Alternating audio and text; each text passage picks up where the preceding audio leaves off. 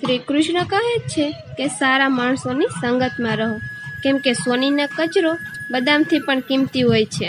જે તમારી સાચી વાતનો ખોટો મતલબ કાઢે છે તેને સફાઈ દેવામાં તમારો સમય બરબાદ ન કરો. પોતાના તો તે હોય છે જેને તમારા દુઃખની કદર હોય, બાકી આપણા હાલચાલ તો રોડ ઉપરથી નીકળવાવાળા પણ પૂછે છે. તૂટેલી વસ્તુ બહુ દુઃખ આપે છે, જેમ કે ભરોસો, દિલ, નીંદર અને વિશ્વાસ. ઈચ્છા પૂરી ન થાય તો ક્રોધ વધે છે, અને જો ઈચ્છા પૂરી થઈ જાય તો લોભ વધે છે. એટલે જ જીવનમાં ગમે તેટલી પરિસ્થિતિમાં ધીરજ રાખતા શીખો. મદદ લેવા માટે તો સૌ કોઈ આવશે, પણ જ્યારે તમારે મદદની જરૂર હોય ત્યારે કોઈ નહીં આવે. શ્રી કૃષ્ણ કહે છે કે સારા કર્મ કરો અને ભૂલી જાઓ, સમય આવશે એટલે ફળ મળી જશે. બ્લેડની ધાર બહુ મજબૂત હોય છે, પણ તે ઝાડને કાપી નથી શકતી. મુસીબત રૂથી ભરેલા ઠેલા જેવી હોય છે. જોતા રહેશો તો ભારે દેખાશે, અને ઉપાડી લેશો તો એકદમ હળવું લાગશે. જો તમારી કોઈ કદર ના કરે તો નિરાશ ન થતા, કેમ કે ભંગારના વેપારીને હીરાની પરખ ના હોય.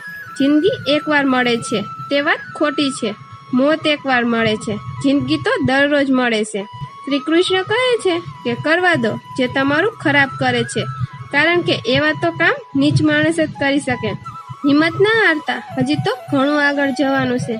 જેમણે કહ્યું હતું કે તારાથી નહીં થાય તેને કરી બતાવવાનું છે. કોઈ પણ સંબંધ આપણી મરજીથી નથી થતા, એ ઉપરવાળો નક્કી કરે છે.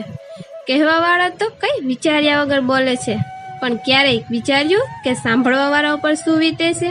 જીવન જીવવા માટે મૌન રહેવું જરૂરી છે, પણ વાત જો માન સન્માનની આવે તો શસ્ત્ર ઉપાડવું પણ હોય છે. મન ખરાબ હોય તો ક્યારેય ખરાબ નહીં બોલવું, કેમ કે મન તો થોડી વાર સારું થઈ જશે, પણ બોલેલા શબ્દો પાછા સારા નથી થતા. જીવનમાં ત્યાગ વગર કંઈ નથી મળતું. એક શ્વાસ છોડ્યા પછી બીજો શ્વાસ લઈ શકીએ છીએ. જે માણસો તમારી કદર નથી કરતા એને છોડી દેવામાં કંઈ બુરાઈ નથી.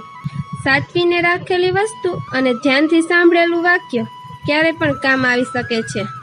બસ તમે પોતાની જાતથી નહારતા બીજું બધું શ્રી કૃષ્ણ જોઈ લેશે. અભિમાનને ક્યારે અમુક સંબંધો તૂટી જાય છે. ગુનો હંમેશા ભૂલનો ન હોય. જો તમારા કોઈ અંગત મિત્રો હોય તો તેને અંદરની વાત ન કરો, કારણ કે આજે તમારી સાથે છે, કાલે તમારી સામે પણ થઈ શકે. જેણે પોતાનું મન કાબૂમાં કરી લીધું એને પછી ભગવાન પણ ન રોકી શકે. જેમણે સમય સાથે સાથ આપ્યો તો તે સંબંધ સૌથી વધારે માન આપે છે. શ્રી કૃષ્ણ કહે છે કે જે માણસ સારા વિચાર અને સારા સંસ્કાર પકડી લે છે, પછી એ હાથમાં માળા પકડવાની જરૂર નથી પડતી. સમય જ્યારે ન્યાય કરે છે ત્યારે સબૂર જરૂર નથી પડતા. માફી માંગવાવાળા હંમેશા ખોટા નથી હોતા. અમુક માણસો નમી જાય છે સંબંધને જાળવી રાખવા માટે. અર્જુને 10,000 યોદ્ધાઓને છોડીને શ્રી કૃષ્ણને પસંદ કર્યા. આ વિશ્વાસનું એક ઉદાહરણ છે. ભરોસો કરવામાં પણ સાવચેત રહેવું પડે, કારણ કે ક્યારેક પોતાના જ દાંત જીભ બળકું ભરી લે છે.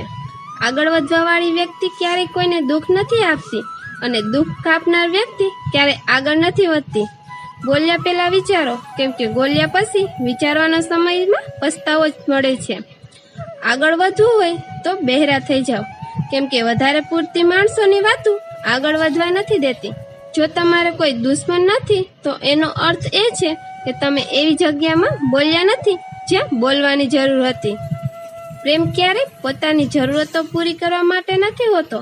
પ્રેમ હંમેશા એકબીજા સાથે સુખ દુઃખ અને ભાવનાને સમજવાનો હોય છે. જિંદગીમાં જો સુખ પ્રાપ્ત કરવું હોય તો બીજાને બોલેલી વાતો ઉપર દિલ ના લેવું, કેમ કે માણસોનું કામ જ છે બીજાનો ભૂલો શોધવાનું. જો દુઃખમાં કોઈ સલાહ માંગે તો સલાહની સાથે સાથ પણ આપો, કેમ કે સલાહ ખોટી હોઈ શકે, સાથ ખોટો ના હોય. જો કોઈ તમારી પાસેથી કંઈક માંગે તો આપી દેવું જોઈએ, કેમ કે ભગવાને તમને દેવાવાળા બનાવ્યા છે, માંગવાવાળા નહીં. કડવું સત્ય એ છે કે માણસ ત્યારે તૂટી જાય છે જ્યારે તેના પોતાના જ તેને ઠોકર આપે છે. શ્રી કૃષ્ણ કહે છે કે દરેક માણસની જિંદગીમાં મુશ્કેલીઓ છે, પરંતુ માણસ પોતાની મુશ્કેલીઓથી સૌથી આગળ વધે છે. ઘણા માણસો એમ કહે છે કે સ્ત્રીનું કોઈ ઘર નથી હોતું, પરંતુ સત્ય તો એ છે કે સ્ત્રી વગરનું તો ઘર જ નથી હોતું.